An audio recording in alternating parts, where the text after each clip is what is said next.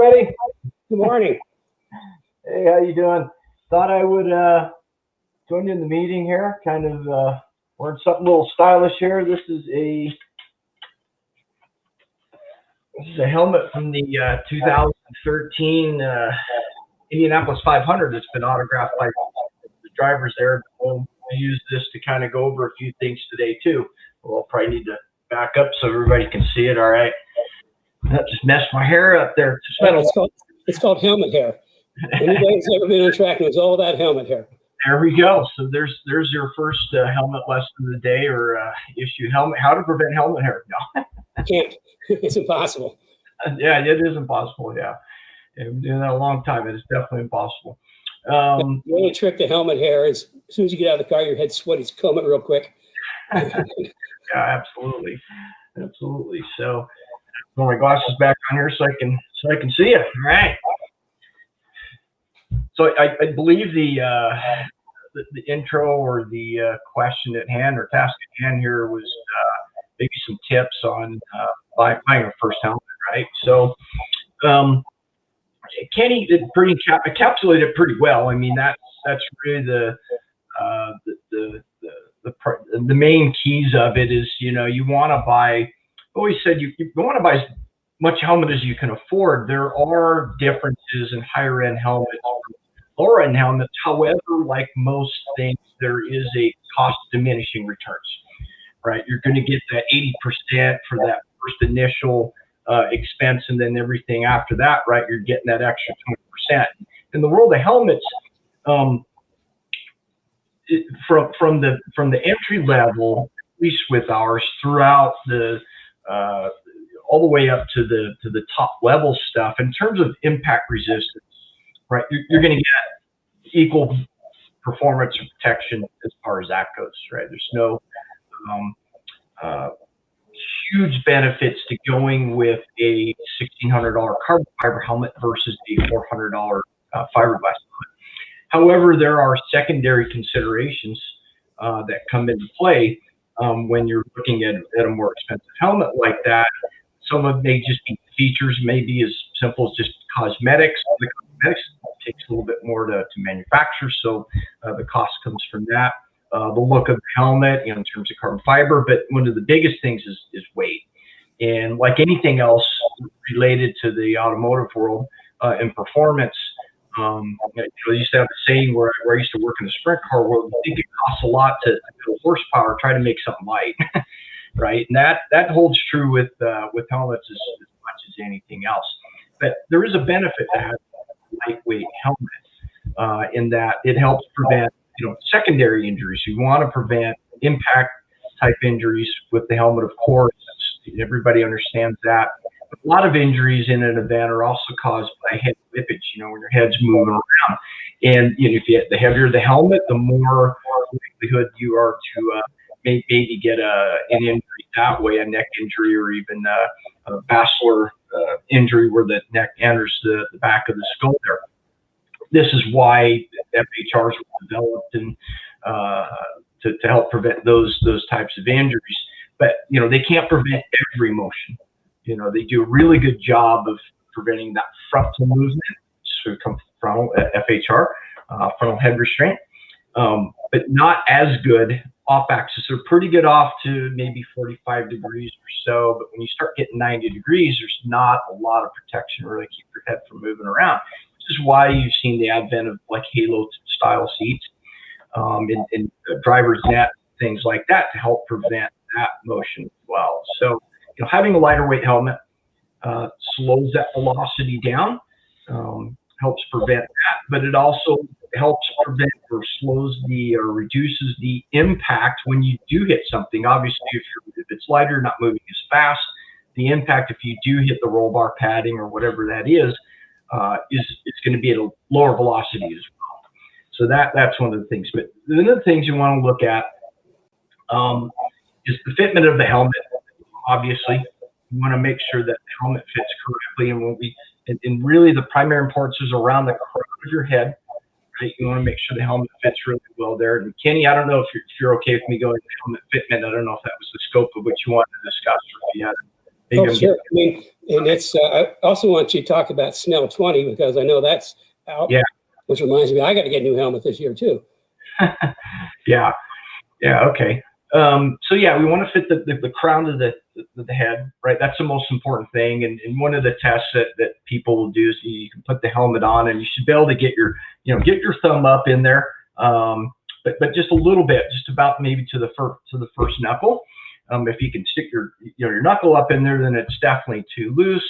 If you can't get it up in there, it's probably too tight. Or if it hurts, if it's to the point of pain, then obviously it's too tight. Now, keeping that in mind, you want the helmet tight. Tighter is better than looser, and that also helps prevent concussions in the sense that we're trying to eliminate in any event, there's a series of impacts that happen when the helmet comes in contact with anything, right? Because the helmet shell stops, your skull continues to move inside the helmet till it makes contact with the liner of the helmet, and then your brain inside the skull then also continues to move. So you have this multiple impact event that happens whenever you have something. So if you have a tight helmet, you can at least reduce one of those motions, that secondary one where the skull moves inside the helmet. You can greatly reduce that one. And anytime you do that, you're reducing, without getting too technical, harmonics and the motion, right? So that's real important. So you want to do that. And with our helmets too, getting back to the Fitment, get this right, and then we have adjustable or not adjustable, but different size cheek pads you can use to customize that fit around the jaws and ears. So if you get a helmet that feels really good here, but it's really tight on the ears or the jaws, we can do a thinner cheek pad. Likewise, if it's really good here and you've got a lot of space there, we have thicker cheek pads to help tune up that fitment. One of the things we'll get into Snell here real quick.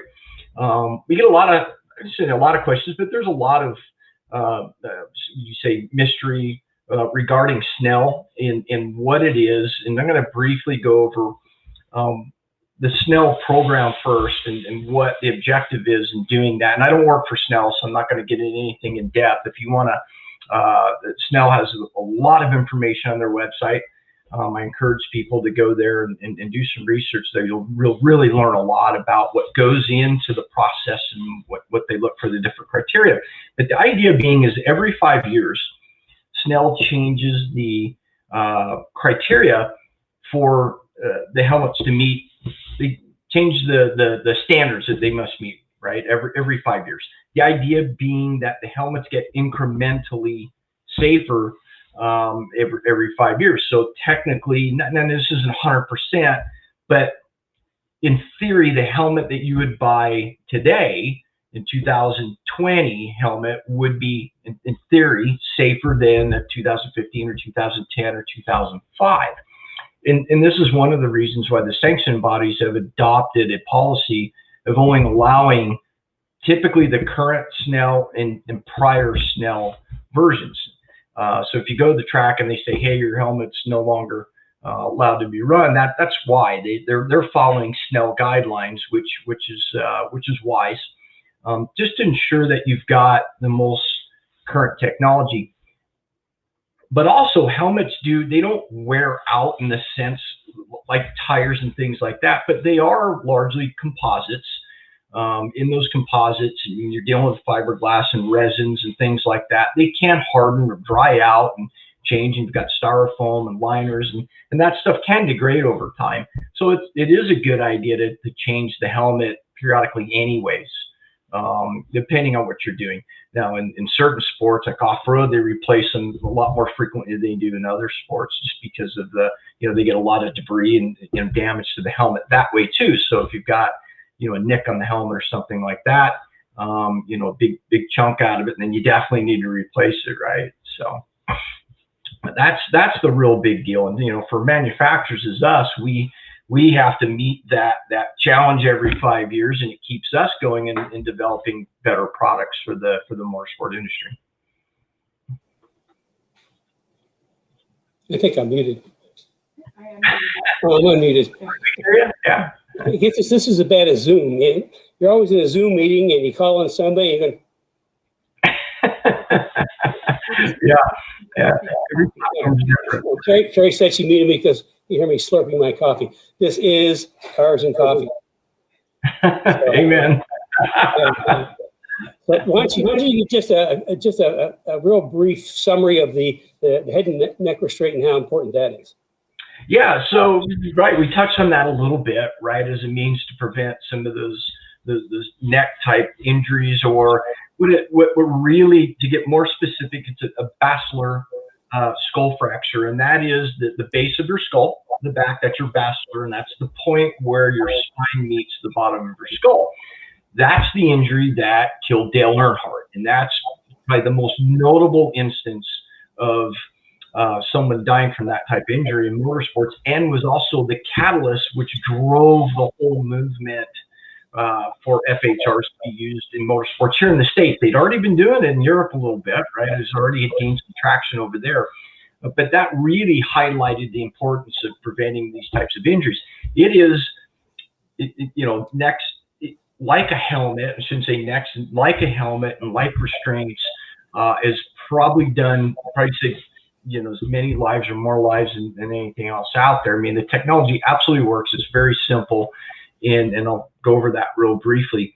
What happens in FHR, and I'm sorry I don't have one here today, the device sits on your shoulders. The restraints go over the top of it. There are tethers that fasten your helmet. Now, any helmet you buy, SA 2015 or 2020 or 2015 or newer, has the anchor points built into the helmet. That is a requirement for SA 2015 and forward. So you would have these anchors on your helmet that the tethers would clip into. Now, in an event, what happens is that your body moves underneath the restraints. The restraints actually holds the device in place. Your body moves underneath. That takes up that tension in the tethers, and that prevents that forward frontal movement. And by doing that, that's what prevents the basilar injury. Interesting to know that there are different types of devices, and they do it in different ways.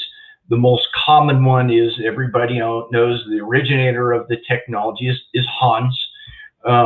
And that is like what I just described. There are other devices on the market. Some of them strap on to you. They can have some effective, they are effective. Many would argue they're not as effective, and they limit motion, and they restrict your movement somewhat, because they don't stay with the restraints, because they move with the body. The tethers have to be pretty short to prevent that type of injury. So you lose some mobility and motion and looking around, and some mobility. So for that reason, you see a lot of people choose to go that other way. So that's just a brief description of how those work. Okay, cool. Well, I think getting back to the original question, what does Impact have as, let's say, a good first helmet? Looking from a budget standpoint, somebody's just getting into, but they want the quality of a helmet, but they don't want to pay $1,500 for carbon fiber. I know you've got a real good one, because I think we've got it on our website. Yeah, so one of the most popular helmets we sell, and a little bit of price point, but it doesn't shortchange on much, is our 1320. It's a simpler design. It's fairly clean looking, doesn't have a lot of bumps and bells and whistles and stuff like that, but it is vented. It has a larger eye port, so it's got really good visibility. It is a fiberglass design. We do build it right in Indianapolis. We are a U.S. manufacturer, one of the few. I don't know, I think we may be the only helmet manufacturer that can make that claim right now, in terms of making 95% of our helmets here right here in the States, let alone in Indianapolis. Same interior, same liner, the styrofoam, if you will, for layman's term, as the $1,600 carbon fiber helmet. So again, you're not shortchanging yourself on that impact resistance, that element of the safety aspect of the helmet. You're not shortchanging yourself in terms of visibility. It uses the same shield as the expensive helmets, and comfort. The liners that we use are really plush, fire-rated interior, unlike anything that you're going to find in any of the other brands. And it's for that reason. We get a lot of repeat customers due to the comfort of the helmet. Many, many times people will comment on how comfortable the helmet is. Now yeah, you mentioned ventilation. I think it's all gone now, but somebody asked about ventilation because it's hot in Phoenix. Yeah. Yeah, well, I'm in Phoenix, so I can relate. Yeah, the ventilation is good on that. Now, one of the things that, and this is really becoming really popular, it's always been popular in off-road, but it's becoming really, really popular now in all forms of motorsports is a forced air helmet. And that's where you take, you'll take a standard helmet and maybe there's an addition of a side air piece on here. I mean, it almost looks like a vacuum cleaner outlet, or on top of the helmet, or like our helmet, the design that we originated, we do it offset a little bit, and that's for roof clearance. You have additional roof clearance. It's a game changer. Anybody that's been on track a lot, in a hot environment in the summertime, it's certainly in race cars, we get very little insulation. As we know, the interior temperatures can get really high. Having fresh air pumped in the helmet is a game changer. It really makes a big difference in terms of comfort in keeping your head cool, which again, that's one of those other secondary safety aspects, right? The best way to prevent injury is prevent an event from happening, and the best way to prevent an event from happening is to be on your game, be alert and comfortable, and all of that, right? So you can concentrate on the task at hand, even if it's subconsciously. If something's bothering you, that can distract you from being focused on driving. So real important. So anyways, yeah, forced air is awesome for that. But all of our helmets are vented. They all have vents in them for that reason, so they can keep the driver cool. Question on belts. We may have to have you back on that. 3 inches versus 2 inches. Really quickly, I'll say 2 inches are every bit as strong as 3 inch. I prefer 2 inch because they work on the Hans and they're easier. But I think we might have to have Ben. Actually, Ben did an entire master class on safety and went all through all the different types of harnesses and belts in our Speed Therapy Academy. And do we got time? Yeah. Okay. Why don't you throw it a quick answer for? Here's the question: what are your thoughts on 2 inch belts? Are they as safe as 3 inch? They look like they would be. Okay, thanks. They look like they would be easy to adjust, being narrower. I'm considering a 5-point cam lock, shoulder mounts. Yeah, Ben can answer that, and I can tell. I think we've got those on the website. If not, we can get you hooked up. But go ahead, Ben. Yeah, of course, the last part of that question, affordable, is typically a relative term, of course. Again, we manufacture everything right here in the States. All the restraints we manufacture right there in Indianapolis. Cam lock restraints from us start around $299. 2 inch, I could speak for an hour on 2 inch alone, but I'm going to run through this real briefly and kind of go over the premise of it and why it's preferred and why you're seeing it used almost exclusively in some forms of motorsport. NASCAR, it's a requirement. You have to run 2 inch. Can't even show up with 3 inch. And here's the brief synopsis of why that is.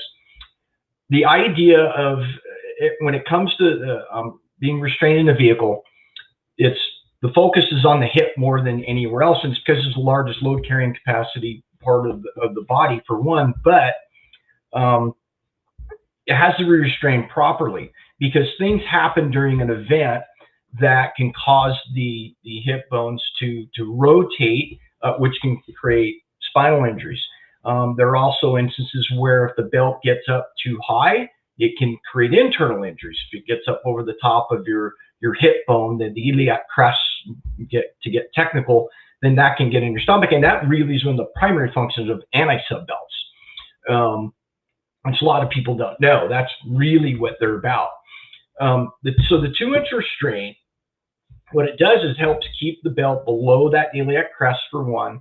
And again, that helps prevent that internal injury from it coming up over the top of the iliac crest, but it also helps prevent pelvic tilt in a forward motion event, to prevent lower back injury in an event like that. The other side benefit is that you can absolutely get a 2 inch belt tighter than you can 3 inch. And the reason being is if I'll try to do it and show you here on the camera. But if you imagine, let me see here, right? If you take your hand, right, the full width hand, and set it in the cup of your hand to push it down in there, you've got to distort your hand to get it to sit down in that cup. Now, if you pull in a finger, take the 3 fingers in there, you'll notice that immediately it sits down in the bottom of the cup of your hand much easier. And that's the same premise with the restraint. By going the 2 inch, it's already down in that hip pocket, the ilium of the hip bone.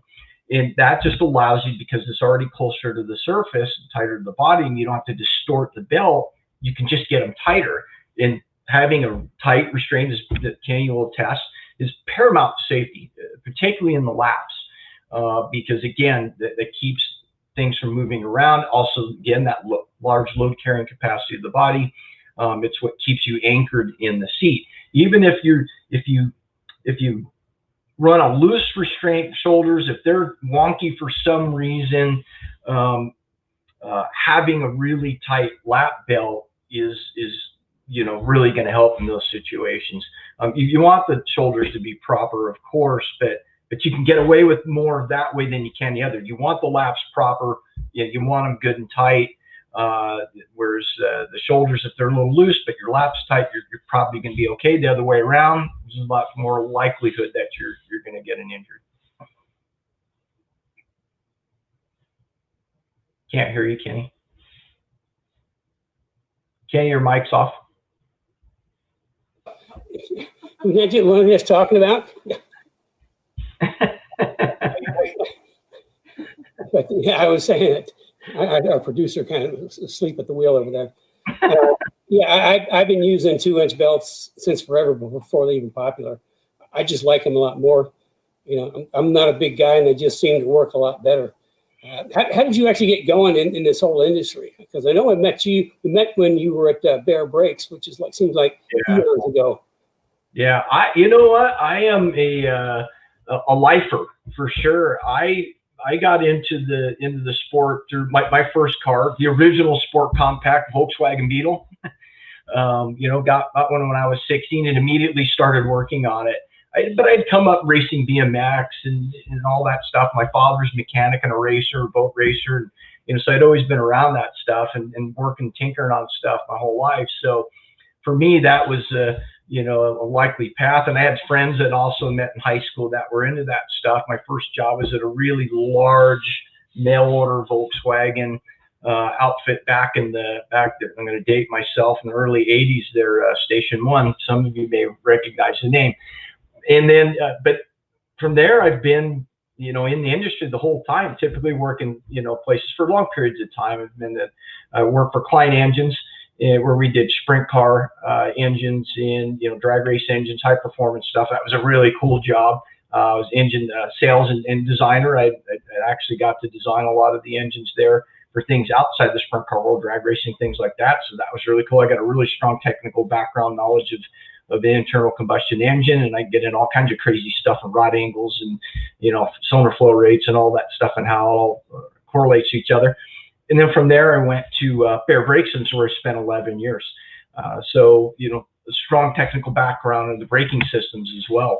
I can explain exactly what pad film transfer is and, warp rotors, that phenomenon. I can explain that to you and how all that stuff works too. So it's, for me, really was a way to use my my quest for knowledge, technical knowledge, and tinkering and things like that. So I've done some motocross over the years, competition side of things, and of course working on those as well. So, but yeah, that's a lengthy answer to your question, but that's how I got involved in the industry. Well, that's awesome. I think, like I say, Ben was one of our did a master class in the. I was you again, wasn't I? No, you weren't. Oh, okay. Ben was one of our special guests in the master class for the Speed Therapy Academy, and I can tell you he spent maybe 35, 40 minutes talking about safety stuff, and that wasn't even enough. We'll have in the next academy. I'm sure he's going to be back as one of our master class special guests. And I think we need to probably keep moving along. So, what? Oh, so I'm going to say Thanks so much. You know, we've been friends for a long time, and you're a wealth of knowledge, and we really appreciate you coming on this morning. So again, a big round of applause for Ben, everybody. Right on. Thanks. I appreciate it. I'll hang in the wings here if something comes up. Let me know. Watch the rest of the show. Thanks. All right.